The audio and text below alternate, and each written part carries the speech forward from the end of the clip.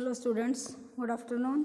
हम देखेंगे उपयोजित लेखन। इसके अंदर रचना विभाग के अंदर देखेंगे हम पत्र लेखन। कल मैंने आपको समझाया था कहानी लेखन। आज बता रही हूँ आपको पत्र लेखन किस प्रकार से करते आना चाहिए आपको, है ना। पहले के लोग पत्र डाक के द्वारा भेजते थे, और लेकिन आज का समय कैसा आ गया, पत्र को हम कंप्यूटर के द्वारा भेजते हैं, है ना। आजकल कंप्यूटर से पत्र भेजे जाने लगा। उसको क्या कहते हैं हम, ईमेल पत्र। क्या कहते हैं उसको, ईमेल। जो भी लिखना है ईमेल में डाल दो, अगले व्यक्ति को मिल जाता है, ठीक है। प्रत्येक व्यक्ति को कभी न कभी पत्र लिखना पड़ता है। पत्र के द्वारा विचारों का आदान प्रदान किया जाता है।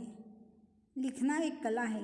पत्र अच्छी शैली और शुद्ध भाषा में लिखना चाहिए।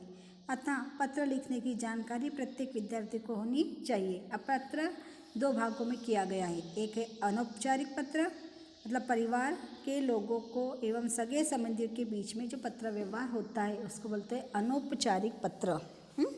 और जो हमारा पत्र, आवेदन पत्र, शिकायत पत्र या फिर व्यावसायिक पत्र जो भी होता है उसको कहते हैं औपचारिक पत्र, ठीक है।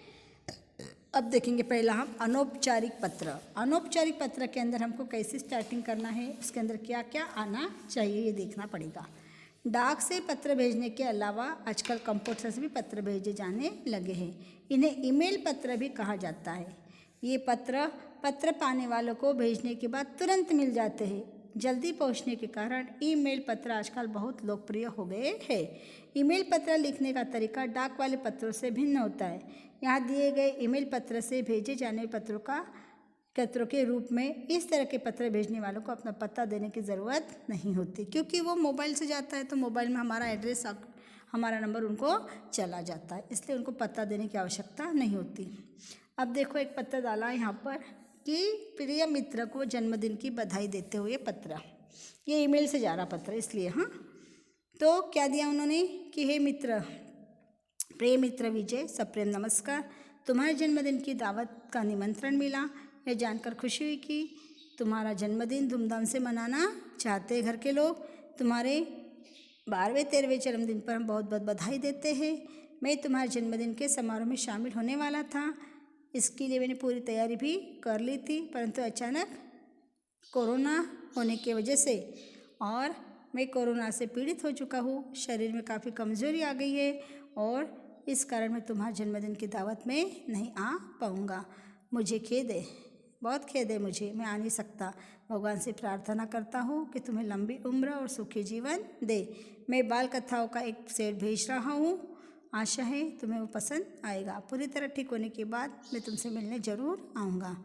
फिर एक बार तुम्हें बधाई हो। तुम्हारा मित्र Kaushal Gandhi, Dwarka Nashik. Email ID number डाल दिया उन्होंने। इस प्रकार से ईमेल से उसने अपने मित्र को पत्र लिखा है। आया समझ में? ये इस प्रकार के पत्र ईमेल पत्र होते हैं। तो आपको ईमेल पत्र लिखने को कहा तो आपको ईमेल आईडी लिखना बहुत ज़रूरी होगा। और सारी बातें एक ही साइड में आती हैं, पहले जैसे 2 साइड में आती थी वैसी आती नहीं, एक ही साइड में पूरी बातें आपको लिखते आना चाहिए। ये हो गया तुम्हारा अनौपचारिक पत्र। अब देखेंगे हम औपचारिक पत्र किस ढंग से होता है। जो ऑफिशियल पत्र होता है उसको कहते हैं औपचारिक पत्र। जैसे आपको लिखना है कि दूषित पानी की पूर्ति के बारे में ध्यान आकर्षित करते हुए महानगर पालिका अमरावती वाले को हम पत्र लिख रहे हैं। किसको लिख रहे हैं पत्र? महानगर पालिका वालों को, अमरावती के स्वास्थ्य अधिकारी महानगर पालिका अमरावती, इन्हें पत्र लिख रहे हैं कि हमारे यहाँ पर जो पानी आ रहा है, पानी कैसा आ रहा है, गंदा पानी आ रहा है, दूषित पानी आ रहा है, तो आप कृपया करके हमारे इस पानी की ओर आप ध्यान दीजिए। देखो क्या लिखना है, पहले जो भी डेट है वो डेट डालो ऊपर, उनकी सेवा में स्वास्थ्य अधिकारी महानगर पालिका अमरावती, और विषय लिखना है, विषय है दूषित पानी की पूर्ति के संदर्भ में शिकायत करते हुए। महोदय, मैं एक स्थानीय नागरिक हूँ। बहुत दुख की बात है कि पिछले कुछ दिनों से शहर में दूषित जल की पूर्ति हो रही है। इसी का यह परिणाम है कि शहर में कई बीमारियां ने हमला बोल दिया गया है। पिछले हफ्ते लगभग 50 व्यक्ति हैजे के शिकार हुए, जिसमें 10 मृत्यु के मुंह में चले गए। लगभग 30 व्यक्ति आंत्र ज्वर से पीड़ित है। एक विशेष प्रकार से डायरिया के फैलने के भी समाचार मिले हैं। प्रयोगशाला परीक्षण में पानी के अनेक रोगों को जीवाणु पानी के अंदर बहुत सारे जीवाणु पाए गए हैं।